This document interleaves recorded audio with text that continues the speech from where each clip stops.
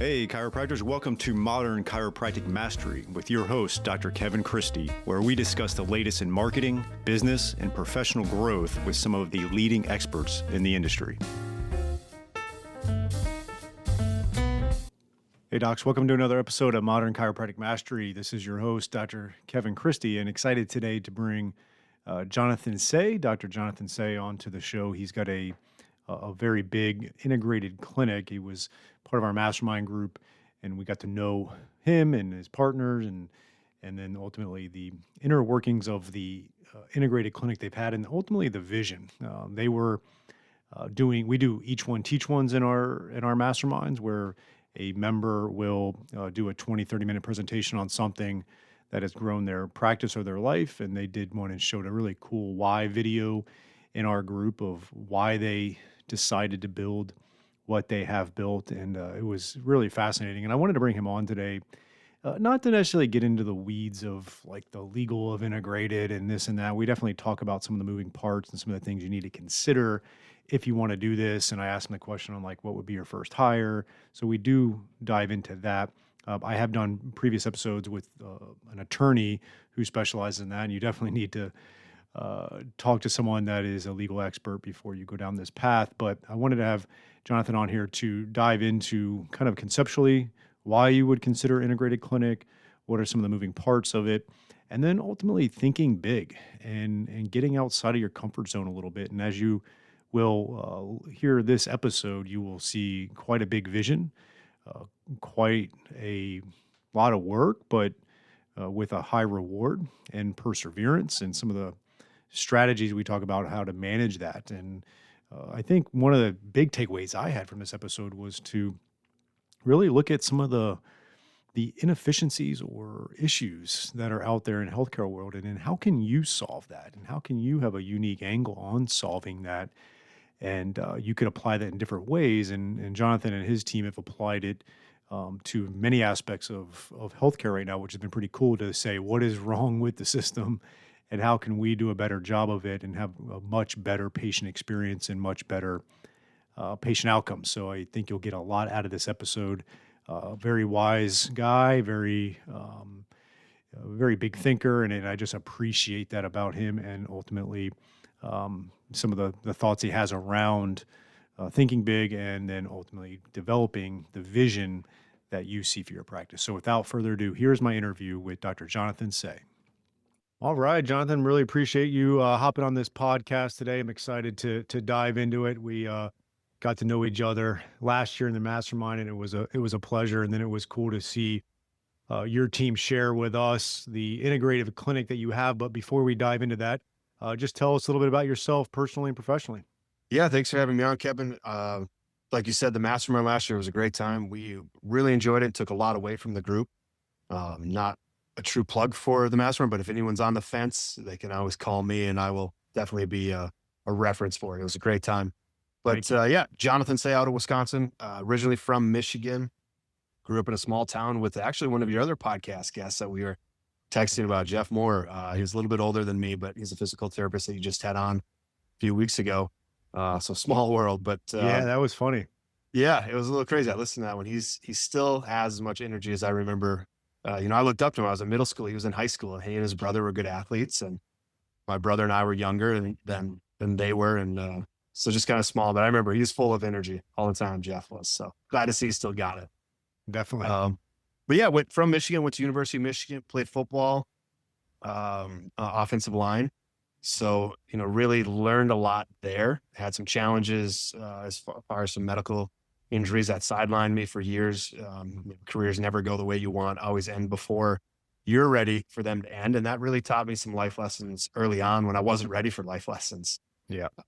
And still use those today, but that's kind of where we are. And went to Logan University and met a good group of people that I'm still in business with, one being my wife. So she went to school with us. And then my other two best friends, Nick and Emma. So we've got a group of us that, have stayed together for coming up on, over a decade now, which is quite amazing. So you don't see that.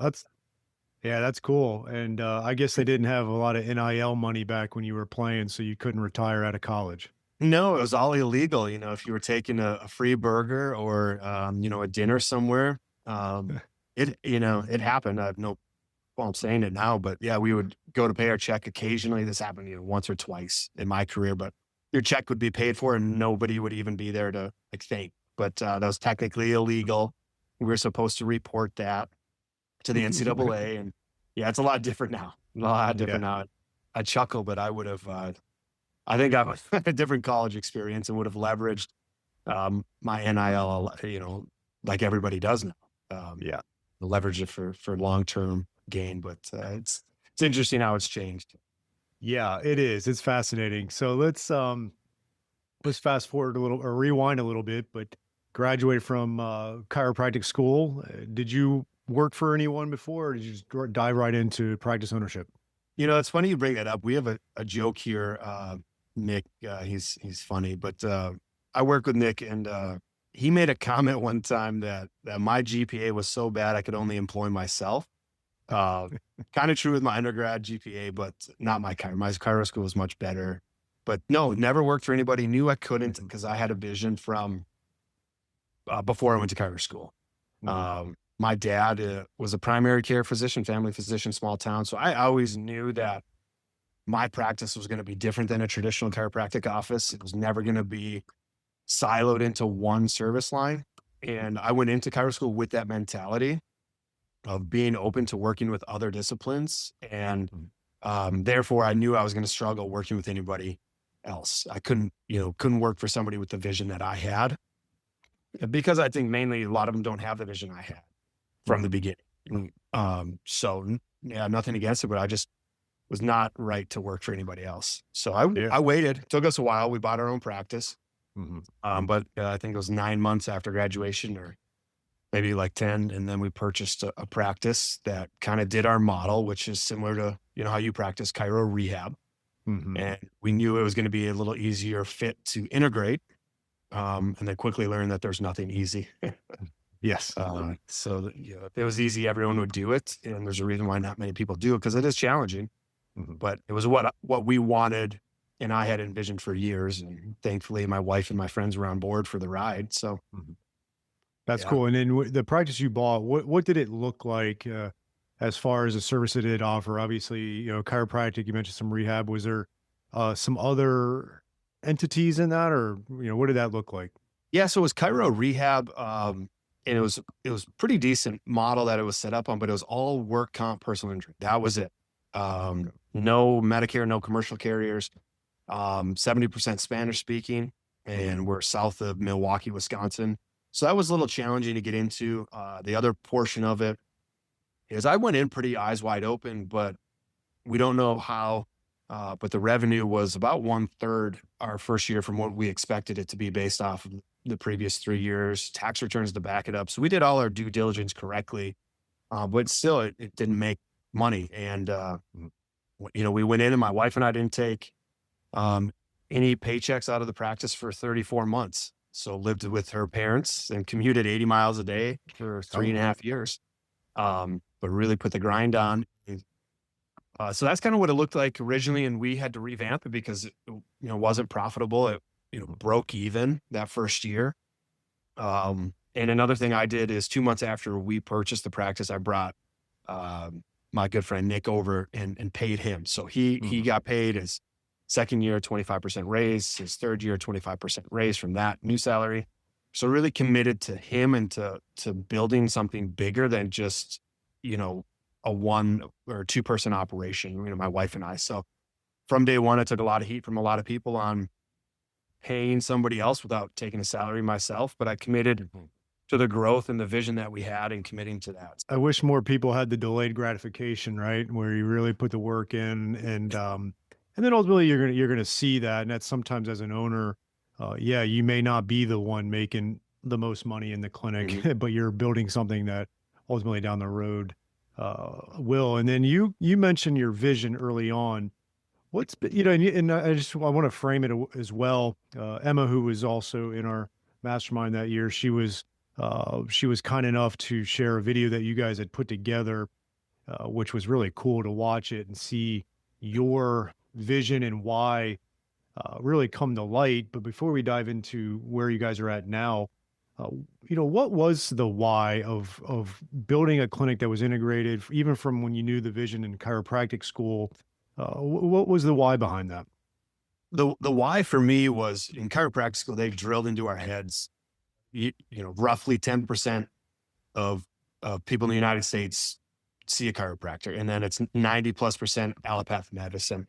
And I looked at that stat early on, with my family background. That, well, why would I limit myself to that small percentage of people? There's so many more people that we can reach. So my vision was always go after that additional portion of the population with the conservative mindset, and really, like, there's a way to do allopathic medicine that is not just drugs and surgery. And that's how I went into it, and knew that we could reach more people um, with an expanded model, expanded service lines, offering that allopathic model, but differently. And what really happened when we first got in, we weren't big enough, so we didn't have the finances to do that yet. But you've come across this. Every physician, has, you refer somebody out and their patient experience is horrible. It may be a good provider, but the patient experience is really bad. And then the patient comes back to you slightly upset that, well, you sent me here and it was horrible. I didn't get in for 2 months. I got in. They didn't review my case. They just gave me this. They didn't even talk to me in the room. Why did you send me there? So we realized that we wanted to control that. And then we just had to Mhm. figure out, work backwards. Okay, how do we get to this point? How do we get there? How do we control that patient experience, but really put the twist on it of the conservative chiropractic mindset, and not necessarily dictating care of the medical providers, but just, hey, here's the research, here's what we can do. We don't really want to push this sector of what you legally can do as a physician mid-level, whichever you go with. But really, here's what the services we want to offer. Is that something you're interested in? And once we got into it and our reputation got out there, I mean, people started out of the woodwork, mid-levels, physicians loved it. They wanted to refer to us, they wanted to work for us. And it just, you got to get through that delayed gratification period, like you said, Yeah. and build the reputation, and then people will seek you out for it. Let's take a break from today's episode and announce our first sponsor. This is going to be Propel Marketing and Design. I've known Darcy Sullivan for years. We've worked hand in hand on my websites. I don't trust anybody else to do the search engine optimization. She does a great job. There's so much to it. A lot of the lingo and the words are beyond my comprehension, but it's just amazing work that she does. And if you're really going to get results with Google, you have to make sure your website is SEO optimized. And I really don't want you doing it yourself as a chiropractor. So you just have to have this type of stuff done. And if you're looking to get more organic online traffic that pulls in new patients, Propel Marketing and Design is currently offering chiropractors who listen to this podcast a free SEO website review. The free review will help you uncover methods that will improve your website and boost your search engine visibility. Head over to propelyourcompany.com/chiropractor and schedule your free SEO website review. You won't regret it. She gets great results. Your website needs this. Your search results need this. Head on over there to propelyourcompany.com/chiropractor to get your free SEO website review. It really stood out to me where you said kind of allopathic model, but without the drugs and surgery in a sense. You're kind of putting a twist on it. And then it is something that we sometimes fail to realize is how bad it is out there in the sense of Mhm. the experience that most patients are getting in the medical model. It's a really bad situation. And we can do it from a different angle because I think we, as chiropractors, come at it from an angle where we have to have patient first. We have to have a good experience because if we don't, we're just going to die on the vine. And so we have to have that and be able to marry the two and control that patient experience. Uh, Yeah, and another thing that with that was, I knew that there's other services that benefit patients that chiropractors just can't do, right? Physical mm, therapy. Sure, we had a chiro rehab model, but then we were limited on, you can't do physical therapy to Medicare patients. Okay, well, how do we do this properly? Okay, well, we have to bring on a physical therapy team, mhm. physical therapists. And you hear a lot of, well, PTs and DCs, they don't like each other. And it's really an individual basis. If you're running the right operation with the right vision and you can get people on board to buy into it, Mhm. it's never an issue on the credentialing of the individual provider. Either they're on board for your vision of what you're trying to do to your community, serve your community, or they're not. And we've been in this for 9 years now, and we've had people who aren't on board, and we have people who are. So really going through that process, that hiring process, and explaining your vision, patients first. I think I brought this up in the mastermind to you. You know my two rules. Number one, is it good for the patient? Number two, is it good for the business? If it's not, if it doesn't pass number one, we don't care about number two. Mhm. And you get this all the time, down in Florida, that you get a vendor walking in and telling you how much money you can make on this, and we do not care. Like you build a business around how much money and revenue you can make and profit margins. Patients will sniff that out. Employees will sniff that out. You will not be successful. So that's really what we built it on, as rule number one. Is it good for the patient? Mhm. And that's what I'm always about, is going back to my athletic past, is, tell me I can't do something or I'm not good at it. And I'll just smile, I'll walk away, and then we'll come back and prove to you that we can in the proper way.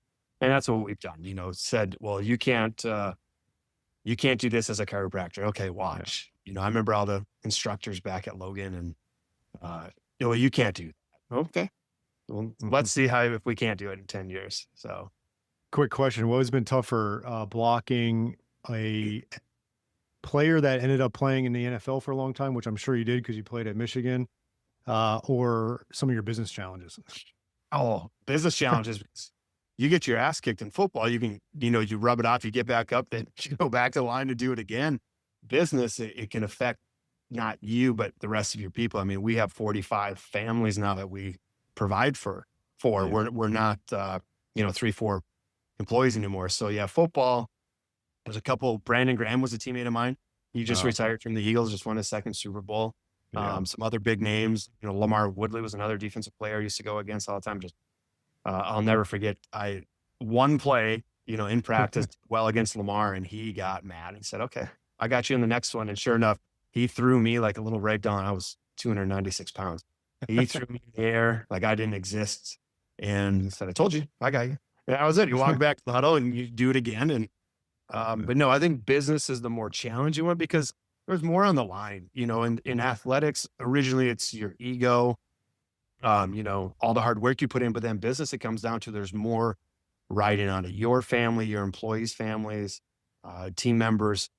So there's just more, I think, on the line in business, especially when you get to kind of a level where it's not just you and a receptionist. It's you and a full rehab department, medical department, billing department. You end up having departments, no longer just a few employees.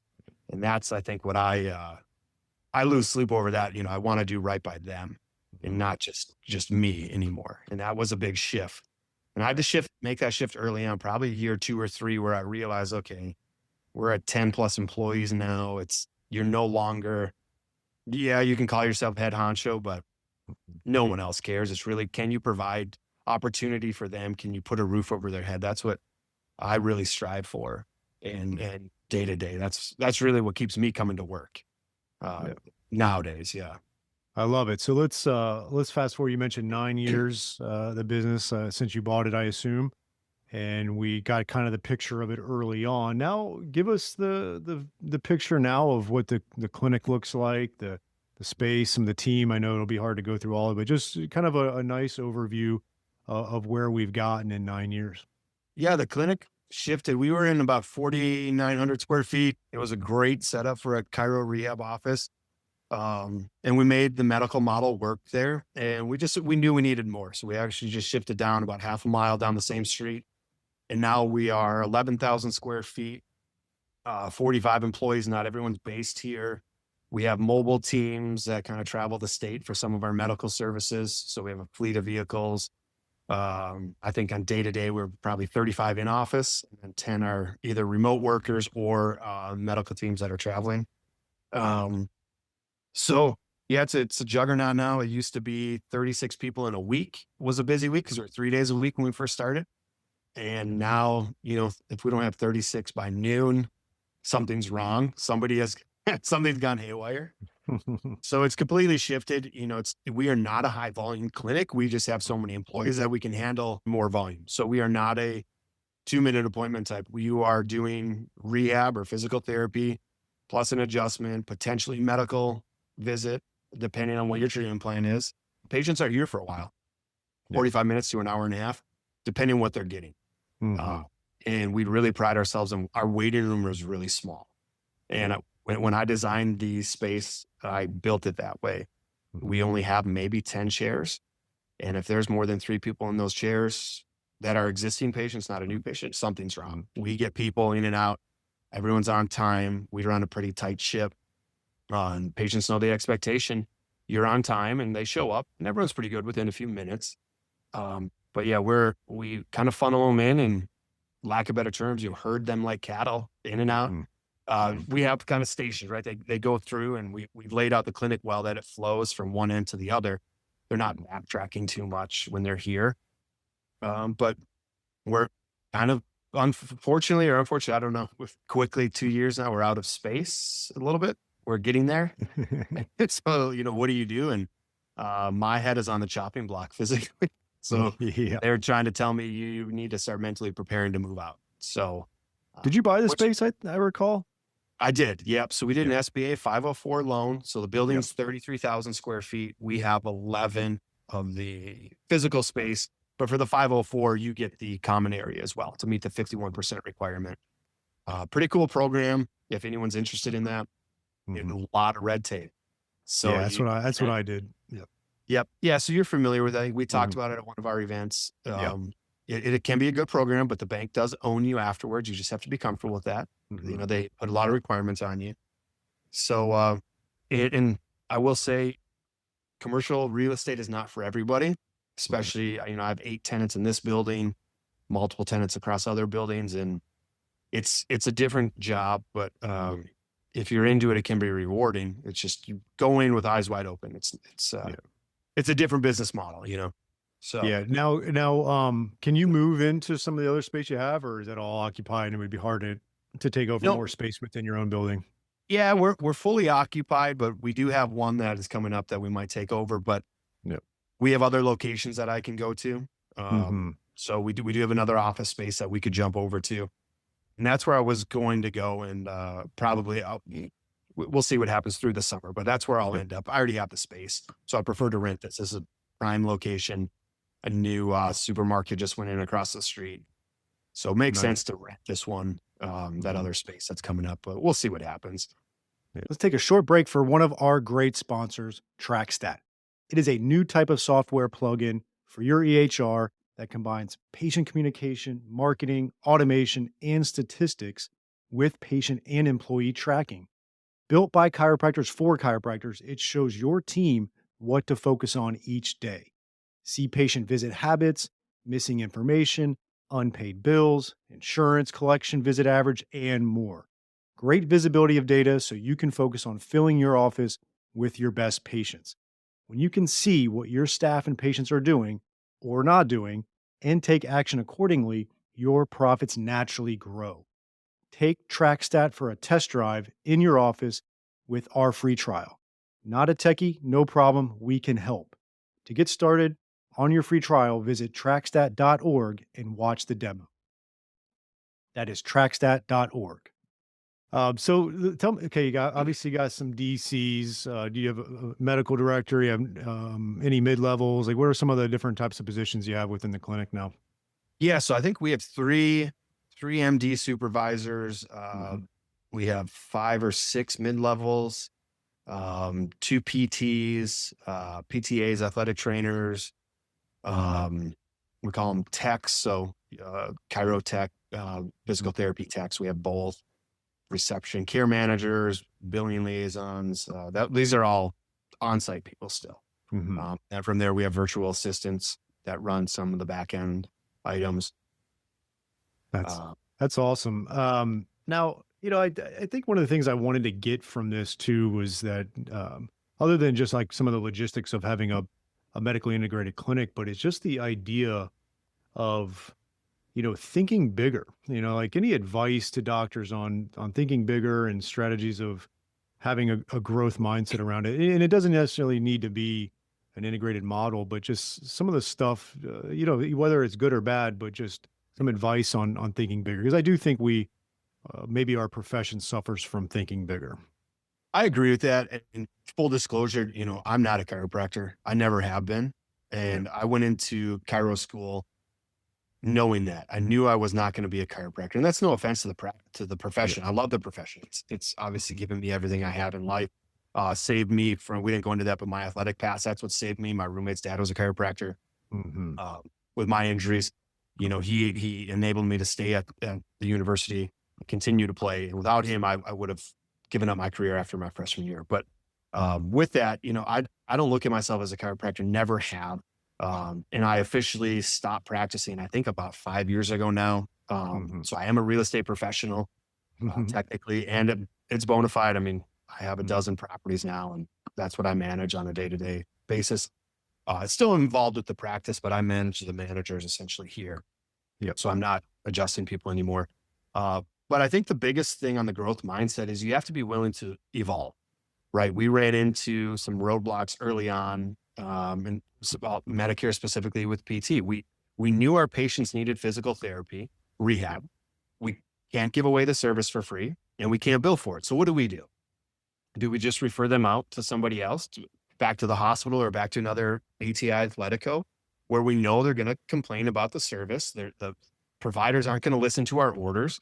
They're going to disagree with us. There's no collaboration. So they're going to treat the patient, and then we're not going to find out about it until we request the note 3 weeks later. And it's going to take them 3 to 4 weeks to get us the note. So now we're 2 months into their treatment over there, and we don't know what the heck is going on.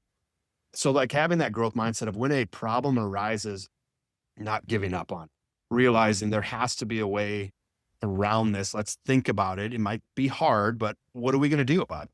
Hmm. Rule number one, is it good for the patient? We disagreed with it being good for the patient to refer them out. So then we brought it in. Okay, how do we do that? Physical therapy specifically, they opened it up with COVID that it could be a telemed position. So we took advantage of that in 2020. And then when they shut it down, I'm blanking if it was 21, 22, whenever they shut down the telemed, then we offered our physical therapist full time, and she moved from Virginia. Her and her husband relocated from the military. He was getting out. So they came here. And that's just how we look at it, is that willingness to evolve, and just not take a change or a problem, at face value, and stop looking into it and stop pushing the envelope. Hmm. So that was kind of one of it. And then the other part with that, evolving, is you as an individual have to evolve.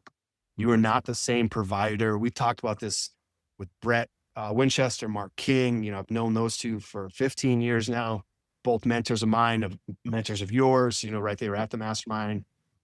It's, you're not that same provider that you were when you graduated or when you started practice, the same that you were 5 years into practice. And realizing business is like that as well. You're not the same business owner that you were when you started. I know Hmm. for a fact you weren't, right? Like, Yep. we've had conversations. It's never a linear path. There's going to be ups and downs. And with that experience, that scar tissue, you learn, you evolve, you become better. And that goes back to my original introduction of the athletics, Hmm. right? The getting your butt whooped by people who are better than you pushes you. Hmm. And we really just have that mindset on the business side. And that's what's always been my growth mindset, is Yeah. I wanted to help more people than were willing to be helped by chiropractic alone. Hmm. And some people disagree with that, and that's okay. I respect their opinion on that. And we just have that mindset of, we want to help as many people as possible. Um, and we do other services here. Hmm. We almost give providers the same opportunity that we give patients. We give providers the opportunity to collaborate with other specialties. We have an anesthesiologist who does pain management in a surgery center here with us, I should say. It's never for us. It's always a team member or with us. Um, we just, Nick just got off the call with a podiatrist today that wants to come in and start collaborating Hmm. and, utilizing our hyperbaric oxygen chambers. We have 2 of those, and our surgery center. Oh, great. It's wonderful. Just that willingness to be open to change, is tough for some people because change is uncomfortable, but we've really leaned into being comfortable when you're uncomfortable. Lloyd Carr was my college coach, and Hmm. he taught us that. Yeah. Control what you can control, number one, and then be comfortable with being uncomfortable, number two. So That's just kind of where we are in the growth mindset. We're never satisfied with where we are. We do celebrate the wins, um, but we just know we have more as a team and as a company than just being satisfied with doing what we're currently doing. Um, so not everyone can get on board with that vision. Let me be clear Mhm, about that. mhm. We talked in the mastermind quite a bit about how hard it is to find employees that are aligned with your vision. And it's a constant challenge there, but once you can get people to buy into the growth mindset and what they can actually do and they're capable of, it's amazing. When Yep. I take a lot of pride in seeing potential in employees that they don't see in themselves. Some people can't handle that and they will quit, but that is probably my biggest, I think, attribute is I push people because I know they're capable of it and they don't Mhm. think they are. Yeah. I'm really bad at a lot of things, but that's one thing I'm pretty good at. Mhm. So yeah, the growth mindset's a topic I think that you see a lot on Instagram and Yeah. TikTok, right? And every guru's got a course Yeah. for it, but there's a lot of cliche things that are actually Mhm. true if you implement them. And it starts with delayed gratification. I cannot emphasize that enough. Yeah. Um, Nick and I drove the two biggest piece of junk cars in our parking lot. When we had hourly employees, they had nicer cars than us, but we were dedicated to like what we were doing, not taking the money. And Mhm. now people look back and look at us and go, oh, must be nice, must be nice. And you and I have talked about that. Yeah, Yeah. it wasn't nice when I was, getting married and couldn't afford a honeymoon. Yeah. And I had friends that were golfing every Friday in the summer, and I Mhm. was working 60, 70 hours was a standard week, not even extra time for me. Mhm. Oh, you need to take a break. My mother-in-law, I love her to death, right? But she's like, I think you're working too hard.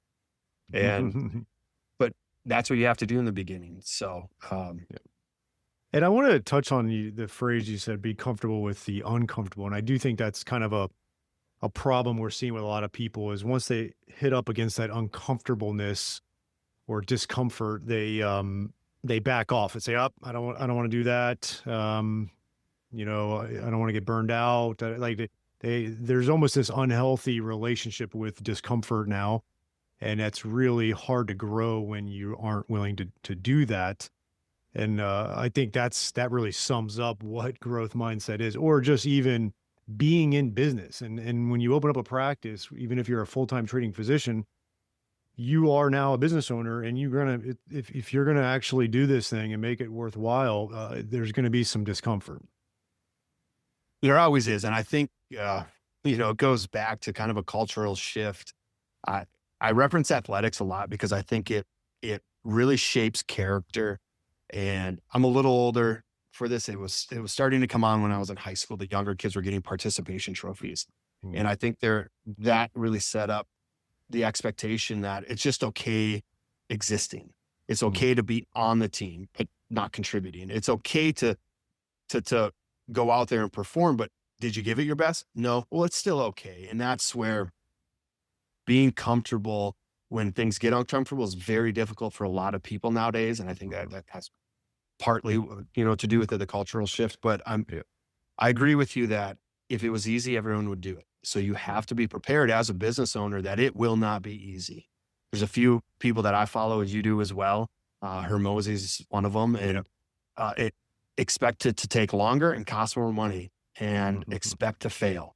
And he talks about it all the time. He put up a post today actually about how many failures he's had, partnerships failed, corporations failed.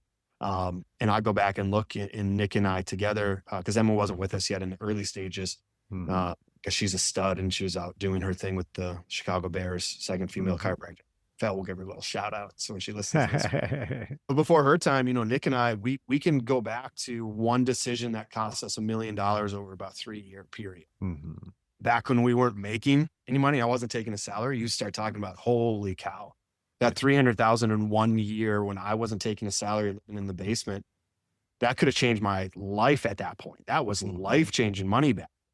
Yeah, Um, so it's just, you got to be comfortable when things aren't going right, and you cannot give up. You have to realize that first hurdle is when most people are going to give up. The average I'd probably call it 80% of people would give up at that first one. Then the second one hits, that's going to be another 10 to 15% are going to give up. So can you keep pushing through all of that? And that's what's going to separate you as a business owner, as a provider on your skill set, as a better husband, a better spouse, anything. I mean, you can relate it to anything. Really, when things get tough, what do you do? Fight or That's right. flight, but the third one is freeze. And a lot of people freeze. And really, you can't. You got to keep moving, even if it's one foot in front of the other. When you think that there is no end in sight, Mhm. that's what really separates people. So, um, yeah, it's challenging, but you've been punched in the mouth enough times in your life, you realize it's going to continue to happen. Yeah. We have a joke. Emma and I have a joke. We say that all we need is this to happen, and it'll be smooth sailing. And we laugh about it now because it's never that way. Yeah. There's always going to be another hurdle that you didn't plan for. Um, Something happens, and you lose a provider unexpectedly, or somebody quits without honoring their 6-week termination notice. So they just leave you abruptly, and now Yeah. what do you do? Let's take a short break from today's episode to tell you about the best decision I've made in my clinic in the last 10 years. And that has been adding shockwave therapy to our clinic. The outcomes have been really impressive. Certain conditions we were struggling with in the past, we're now seeing results with the shockwave therapy for that. And second of all, the ROI has been really good. When you make a big investment in something, you want to see a return. And we're seeing that return in clinical outcomes and in our investment. And that's been really nice to see. I chose Keenest Medical for 4 reasons. One is the technology is top notch. You have to have great technology. There's a lot out there that isn't quite up to snuff. The second thing is they have a really good clinical training. They have an exclusive partnership with Academy of Shockwave Excellence so that you can become clinically proficient in shockwave.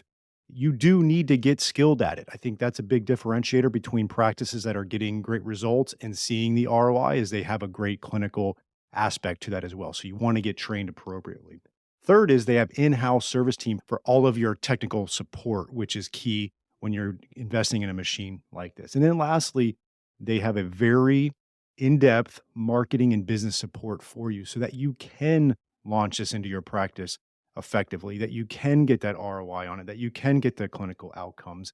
And they also have really good financing options if you need that. So go to KeenestMedical.com, KINAS medical.com, mention MCM podcast and receive a free shockwave in practice book with a purchase of a unit. So that's KeenestMedical.com, KINAS medical.com, and mention MCM podcast.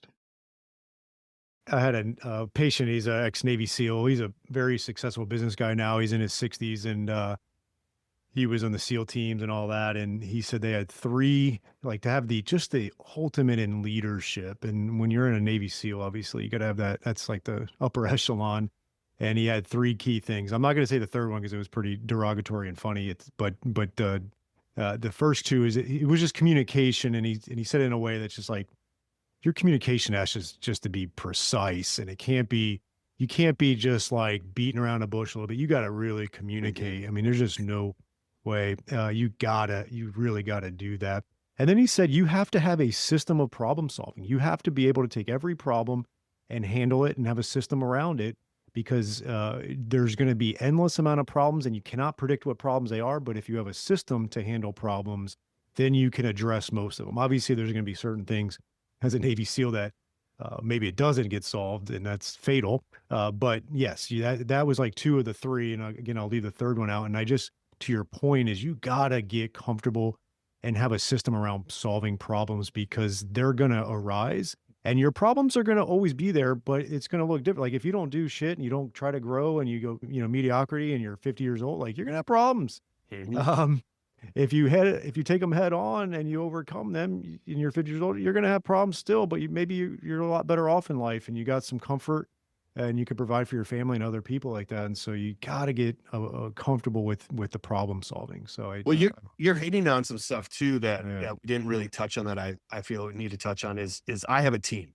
mhm, That's the other thing is I have 2 high level people on a team, and then I have a second tier of people that I mean they're committed for life. So mhm, I have 2 tiers of people who are committed, and you go back to that team mentality of back in the beginning, I didn't want to do this alone. I'm a pack individual. I like people around me. And I've said this when I had no money, no title, no staff. I said, I don't want to go to the top alone. I want people to come with me. I want my friends with me. So I created this business that allowed me to do that, to bring people with me. In this military athletics business, I think it's the same where you around people, you have to have those systems. You have to have other people that complement your failures, what you're not good at. Everyone within our office knows I'm a visionary. Do not look at me to be how do we do that? Yep. An operator, COO is not my position. I am the vision. I can see where we're going to go. I can just kind of navigate how we're going to get there, but the actual details, that's Emma. And then to actually hold the line, that's where then Nick comes in. And that's where the three of us are so different, but we work so well together because we leverage the other person's strength. Um, and then it comes down to, I'm not selfish and I didn't just take myself to the top. They come with, they're rewarded the same as I am. But then the other thing is we're touching on there, you were with the SEALs, but you get to choose your hard. Being poor is hard, being rich is hard. Which one do you want?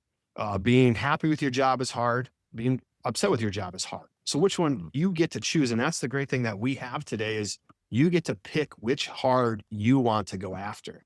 And that's what I think we did here early on was we chose our hard.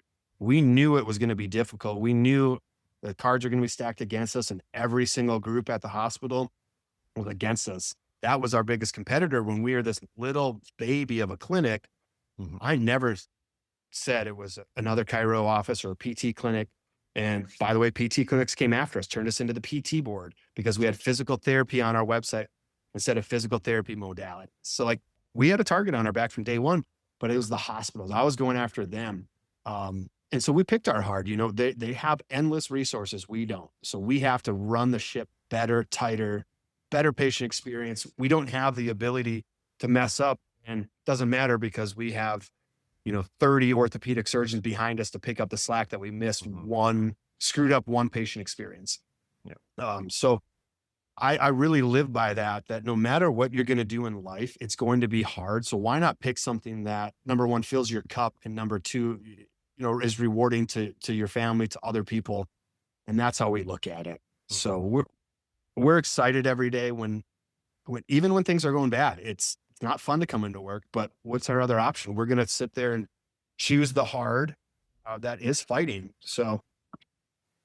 Yeah. Love it. And I'm going to just one last little quick topic. And, you could obviously have 10 episodes on this on an integrated clinic, but if someone wanted to get started with it and right now they don't have anything going on there, what would be your recommendation as a first hire? Not as like consulting or an attorney, all that. You definitely got to be doing some of that stuff, but would it be finding a medical director? Would it be maybe thinking about PT or what would you say if you're going to get going with that? Yeah, the first one, obviously you nailed it, right? You got to get the legal stuff out of the way. So after that, you have to replace yourself. You cannot be an owner operator if you're going to get into the medical integrated space. You have to be able to separate out from that. You cannot be a key man practice anymore. You have to realize that the company you're building is going to be bigger than you. You may be the best chiropractor in the world, right? We've had these conversations. We all think we're the best at what we do, and we may be on our micro level. And then you meet Brett Winchester and Mark King. I'm lacking a little bit, but you have to replace yourself because number one, if you can replace yourself, it shows you have the finances to afford. You have to, that kind of proves two steps here, that you can financially afford to replace yourself, and two, operationally, you're not the key man anymore. You can step back into that true operational role because, again, everything is going to be harder, longer, more expensive than you think. So I look at it like that's the first step. And so replacing yourself. So what do? You may be like I was. We did everything. We were the cleaning crew for I think the first 3 or 4 years. So one of our first steps, believe it or not, was hiring a cleaning crew once a week back in the day. And people may laugh at that, like, oh, that's small, but it really was a first mental hurdle for us you can't control everything. You can't do everything. You have to get better at what you do to become more profitable, to be able to spend the money elsewhere. And in the beginning, though, you have to do the opposite. You have to not spend money anywhere. Hmm. So it's really replacing yourself and looking at what roles are you currently doing, and then what do the company finances look like of the roles in that you can replace. And this is a Grant Cardone thing, I'm going to pay somebody to mow my lawn because I can make more money by doing something else. You can't just pay them to mow the lawn and then you sit and watch them mow the lawn. You're not there yet. So I think that's what it was, is replacing. And for me, it was, I had to replace so many jobs. I think 4 or 5 jobs, roughly: bookkeeping, accounting, cleaning, chiro, rehab tech. So call it a PT, really, because I just wasn't billing Medicare. So paying some high level jobs. And that was a big one early on when I still wasn't taking a large salary. I still don't take large salaries. We put it back into the clinic, but that was a big step because it's a mental hurdle too. It's hard to let go of the business that you've built, your baby, for X amount of years. So wherever point you are and you're thinking about getting into integrated practice, you now have to let it go and realize that somebody's not going to do it 100% the way that you've done it or you want it to be done. And that goes back to your comment with the Navy SEALs. You have to have systems already in place, and you have to have, operating handbooks of how you're going to do things. Because if you don't, then you get into it and it is overwhelming. And the other part of integrated is it's expensive. Be ready. The cash flow out doesn't stop, because you are now paying mid-level providers for an MD, DO, surgeons, pain management. The amount of finances that you have to have once you're fully running, right? In the beginning, you can go part-time. We know that you can strategic about it. But you have to be ready that a medical practice operates financially at a different level than a sole ownership chiropractic office. It just becomes a juggernaut. And once you turn it on, it's really hard to turn it off. So you have to then change your financial safety nets and things like that, and just be prepared for that sort of thing. That I think we've talked. It comes hard and fast. And then next thing you know, you look back and our expenses right now per month are just about 2 times what we made our entire first year. So every month, it's no matter if we make money or not, that money is going out the door. So what is your 6-month safety net? Whatever you determine, 6, 12 months. What does that cash flow look like, that cash reserve that you need to have? And it becomes a big number pretty quickly. And you just have to be prepared for it. And you get numb to it. You get numb to the numbers when, money in, you're like, yeah, but here's all the money going out. For sure. It changes completely. So just be prepared for a fun ride, though. Well, it's just a great answer because, you got to start with the essentials. And I have another colleague that's got a few locations that are integrated, and he doesn't treat patients anymore. And he's like, I don't know how anybody, like, I just like the stuff I have to deal with all, to create division and make sure it goes out. He's like meetings and doing all that. He's like, we wouldn't be able to do it. And it's definitely that clinical duplication you're going to need to start out with, and then kind of go from there. Yeah. And to kind of really answer your question, outside of hiring yourself, then you got to just vet the medical providers, really making sure they're on with your vision and realizing this is a collaboration. It doesn't have to be, you can build your practice the way you want, but our practice is built on collaboration.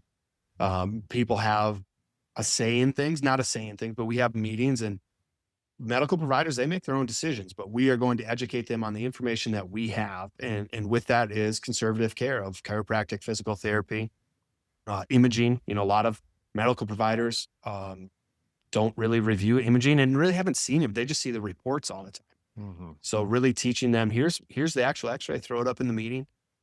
So once you replace yourself, it's, I think, getting a really good provider that understands the vision. And it's not as hard as you would think, because so many people have been in the hospital system for years, and they know that is not the right system. They know it is patient last. Everyone's a number. It's just not personalized. So it is easier to find people than you think, but then getting them to operate within your systems and your vision becomes the difficult part. And that's where the training, the systems that you're talking about, really come into play. And no matter how often you have them, you can always have it more often. We were doing once a month. Now I think it's every day. So when we have meetings, so team meetings, but It's all about improving the process so that it's smoother. Hmm.